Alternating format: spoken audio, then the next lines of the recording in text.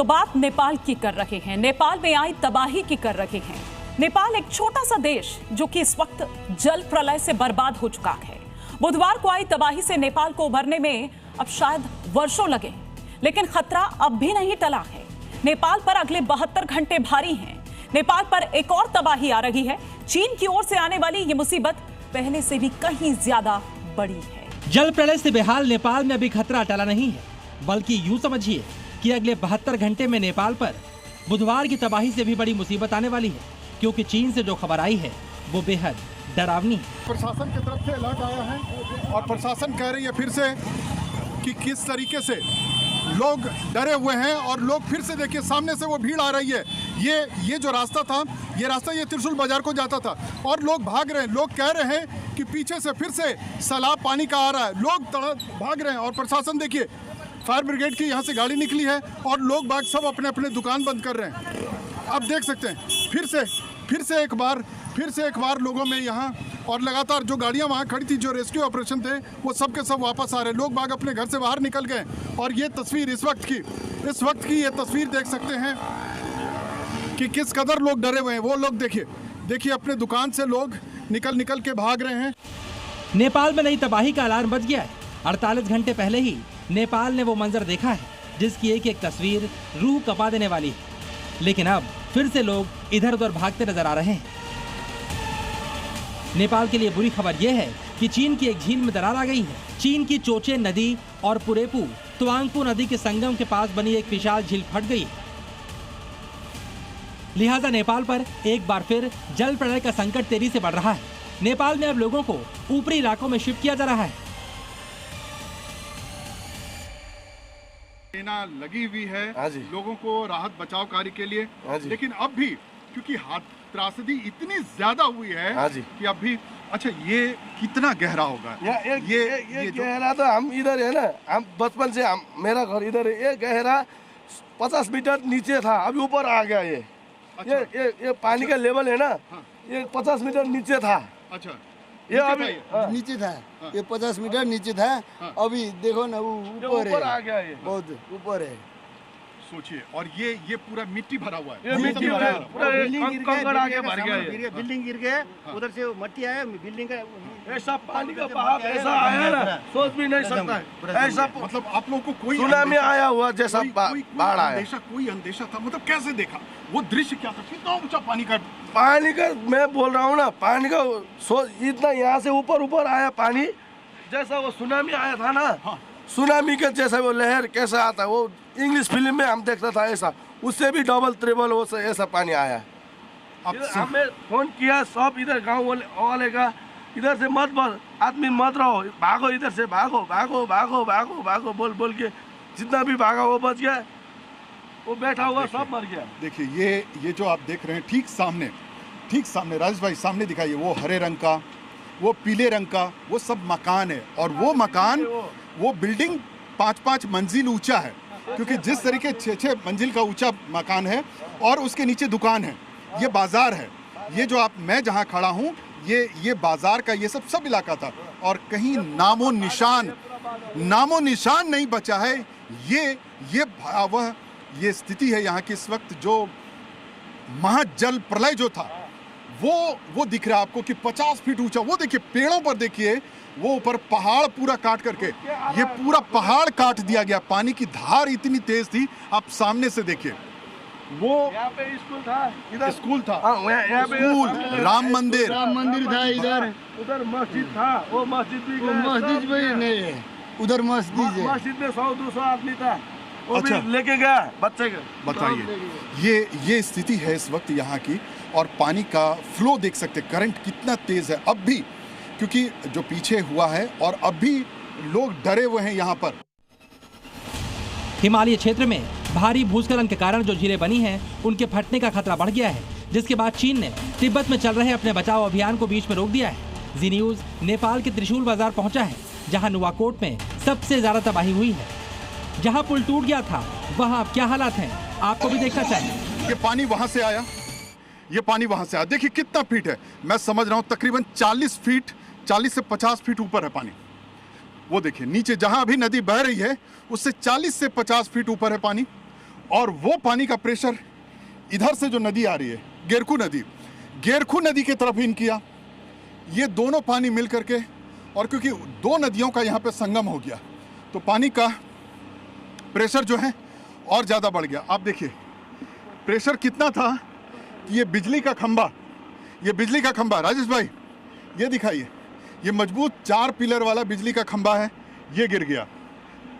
ये स्थिति आप देखिए। हवाई सर्वेक्षण लगातार इस इलाके में लोगों को तलाश किया जा रहा है, कहीं कोई दिखे उनको रेस्क्यू किया जा रहा है, और जो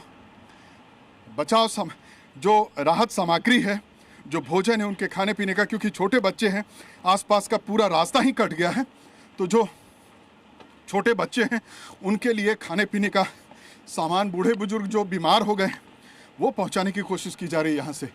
अब वो तस्वीर आप देखेंगे यहाँ से कि किस तरह भयावह जो त्रासदी हुई थी, उस त्रासदी को आप देख सकते हैं। ये वही जगह है जहां बिफोर और आफ्टर करके जो तस्वीरें चलाई गई थी, जो जी मीडिया पर आपने देखा था कि बाजार पहले किस कदर होता था। ये बहुत बड़ा बाजार है यहाँ का, और सुबह के 8:50 के आसपास का समय था, और 26 तारीख थी, 26 तारीख सुबह 8:50, और जो मलबा पीछे से आया, ये नदी भोटेकोशी नदी, और देखिए अंदर तक पूरा गांव तक पानी गया, और वो पूरा बाजार का वो इलाका है जो सामने देखा है। ये दिख रहा है आपको थोड़ा मट्टी का ऊपर, ये जो स्कूल था, वो बच्चे लोग पढ़ने वाला स्कूल था उधर, वो कॉलेज भी था उधर। ये सामने इधर मंदिर था, बड़ा मंदिर था, राम मंदिर बोलता है, भगवान का मंदिर था इधर। भगवान का सामने राम मंदिर था। कहाँ पे? ये जो दिख रहा है छोटा सा ऊपर से उठा हुआ।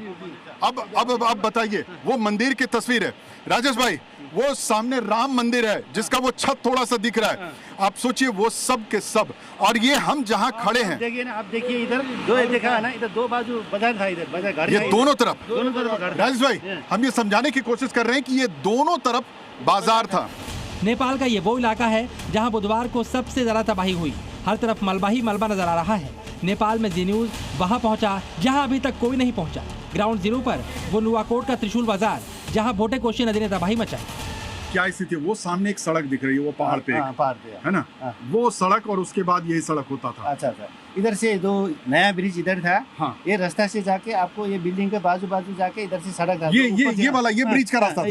ये देखिए, ये ब्रिज रास्ता देखो, वो जो वीडियो में दिखा है वो यहीं से टूटा है। यहीं से टूटा हुआ है ब्रिज, यही है जो अभी बंदे लोग उधर ढूंढ रहा है ना, वो अपने घर को परिवार कोई मिलता है, ये लोग ऐसे घूम रहा है। देखो आपने पूरा पागल हो गए, अपने परिवार ढूंढ। वो देखिए, आप देख सकते हैं कि वो देखिए दो लोग मलबे पे दिख रहे हैं चलते हुए, वो अपने परिवार को तलाश रहे, क्योंकि वो वहां पर उनके परिवार का घर था। तो कहीं कोई आशंका किसी भी तरह की दिखे, लोग अपने घर परिवार को, परिचितों को ऐसे ही ढूंढ रहे हैं। आप देख सकते हैं कि कितना दर्दनाक तस्वीर है। अच्छा, लगभग आपको मैं एक चीज दिखाने की कोशिश करता हूँ। वहां भी देखिए सड़क पर 2 लोग टहल रहे हैं, मतलब घर सबके बंद है, यहाँ कोई नहीं है। यहाँ से जो बचे वो छोड़ के चले गए।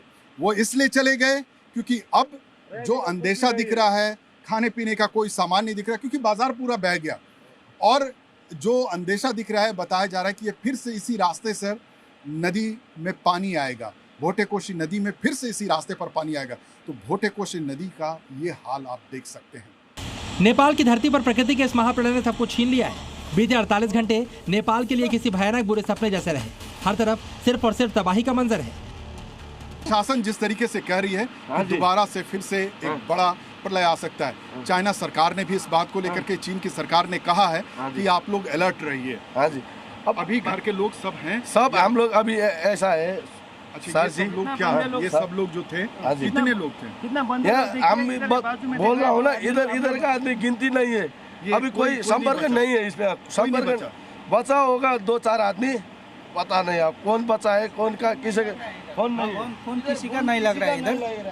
किसी का फोन नहीं लग रहा है इधर, और नहीं तो आप देखिए वो रेस्क्यू ऑपरेशन, वो देखिए हेलीकॉप्टर, देखिए हेलीकॉप्टर। इसके पीछे की तरफ जो पहाड़ी है, उस पहाड़ की, क्योंकि नदी उधर से भी आ रही है, यहाँ पर एक नदी इसके पीछे से आ रही है, रास्ता टूट गया है, और वो सामने से भी नदी की एक धारा आ रही है। तो यहाँ पर 3-4 नदियों की धारा होकर के ये मिल करके ये सामने से निकलती थी और ये 50 फीट गहरा ये रास्ता था और नीचे था, मतलब बाजार था नीचे। आप देख सकते हैं, इस तरफ भी देखिए, ये जो जितने हैं ये सब घर हैं, ये घर के ऊपर सिर्फ मिट्टी, पत्थर, बालू यही है बचा हुआ। अब यही यहाँ दिख रहा है, किसी का फोन नहीं लग रहा है, किसी से बात नहीं हो रहा है, हर कोई अपने परिवार को, अपने परिचित को ऐसे ही तलाश रहे हैं। नेपाल में मौतों का आंकड़ा पल पल बदल रहा है। कोई मलबे के नीचे अपनों को तलाश कर रहा है तो कोई बह चुकी सड़कों के किनारे बैठकर अपनी किस्मत को कोस रहा है। सांसें थम रही हैं, लेकिन जिंदगी की जंग अब भी जारी है। ठीक सामने ये, क्योंकि चाइना बॉर्डर के पास से जो रसुआ है, रसुआ के पास से ये नेपाल सेना का हेलीकॉप्टर आ रहा है जो लगातार लोगों को ला करके निकालने की कोशिश कर रहे हैं, क्योंकि बड़ी त्रासदी इसी इलाके में हुई है। और आप समझ सकते हैं,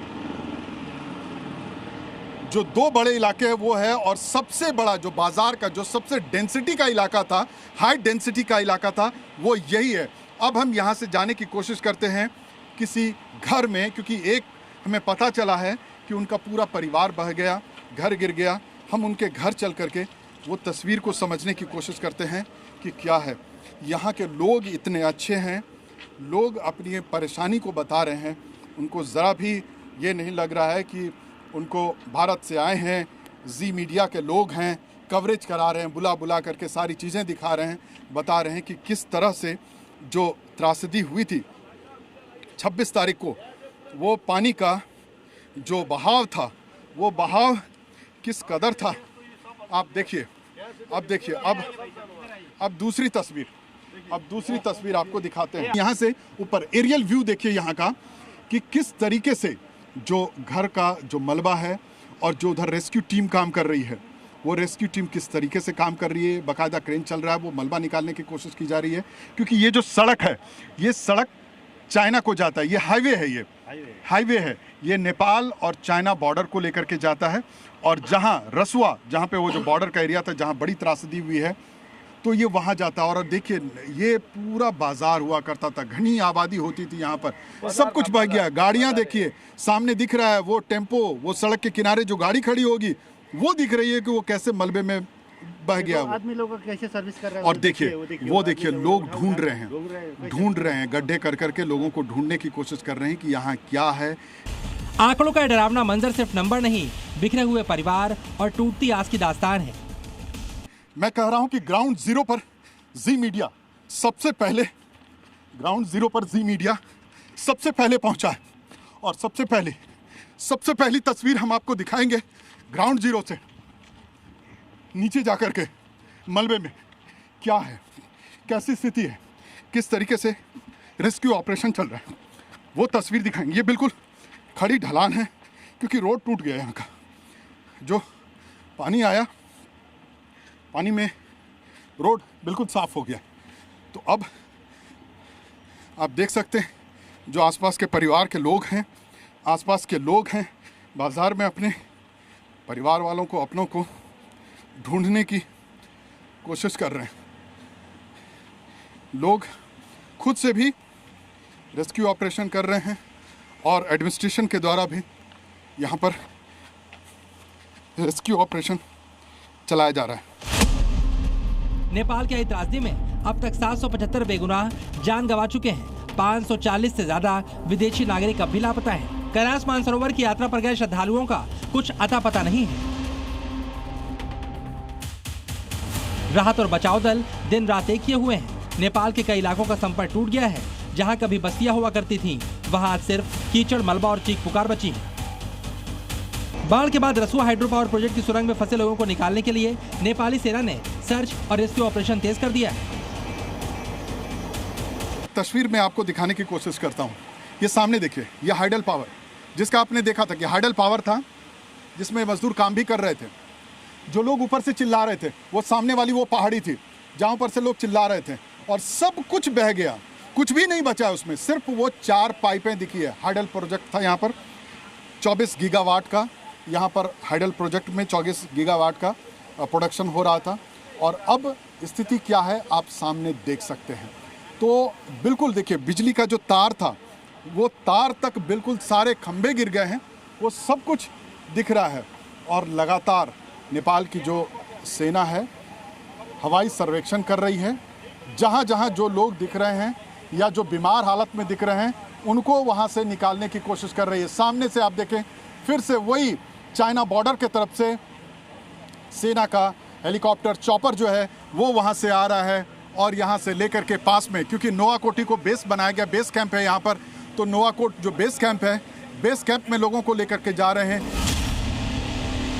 मुश्किल पहाड़ी इलाके और खतरनाक हालात के बावजूद सेना के जवानों ने अब तक सुरंग से 2 लोगों को सुरक्षित बाहर निकाल लिया है। हालांकि सुरंग में अभी कितने और लोग फंसे हैं इसकी पुष्टि नहीं है। नेपाल में सेना के 15 से ज्यादा हेलीकॉप्टर लगे हुए हैं, लेकिन नेपाल पर अभी भी अगले 3 दिन भारी हैं। नेपाल के नोवाकोट से परिवेश वासयान के साथ ब्यूरो रिपोर्ट, जी मीडिया।